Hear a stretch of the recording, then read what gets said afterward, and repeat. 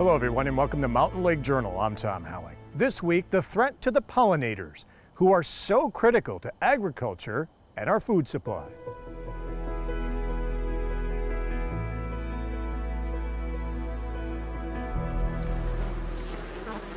Dick Crawford is among the many beekeepers who have lost a large number of hives and millions of bees over the past decade.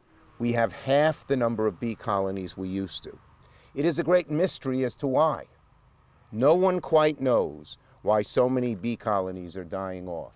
Scientists have a number of theories, but their research, according to New York Senator Chuck Schumer, may be jeopardized by a cut in funding for scientific data that the U.S. Department of Agriculture collects on bee colonies. A survey that Schumer says, among other things, may help scientists answer why honeybees are dying off in such large numbers, and whether it may be tied to the weather or pesticides. There is some speculation that the bee colonies are dying out because of pesticides, newer pesticides that could be killing them. And it could be that the pesticide industry or the company that makes these pesticides has gotten to the U.S. Department of Agriculture. We don't know which of them it is. We do know one thing. We need this money restored. It's not that much money. It's approximately $10–12 million. The benefit is far exceeding the cost, and I am here to tell Mr. Crawford and the many other beekeepers here in the North Country, as well as farmers, restaurants, farm to table, that I will do everything I can in the upcoming budget that concludes on September 30th and that we'll be rolling up our sleeves and working on right when we get back after Labor Day. I'm going to do everything I can to restore that funding. Dick Crawford, who is a fourth-generation beekeeper, also suspects pesticides may be responsible. Usually when dandelion starts to bloom, the homeowner doesn't have to have a license to go to the local box store to buy pesticides. Your farmers have to have a 30-hour class and pay a fee to get a license to apply a herbicide or pesticide on their farm.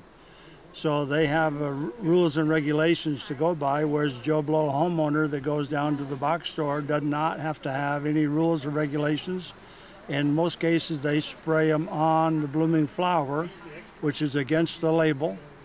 And that's when we see handfuls of dead bees in front of our hives 1 or 2 days after dandelion starts to bloom. Whatever the cause, the effect, many worry, is huge. Honeybees and other insects pollinate the apples and all the crops that are so vital to the ag economy in the North Country. Nearly $300 million worth in Clinton, Essex, and Franklin counties alone. That's why Kim Tremblay with the New York State Farm Bureau says the data collected by the USDA is so important. The continuation of the honeybee colony survey reinforces the importance of agriculture to the overall economy. It is important for our beekeeper members and research institutions like Cornell University to have accurate data to rely on for decision making and to shape research. The USDA survey was started in 2015 to collect data on the number of honeybees in every state and to tally those hives lost. In a statement, the USDA said it was cutting the program due to budget cuts, but did not detail specific budget shortfalls or reveal the cost of the program.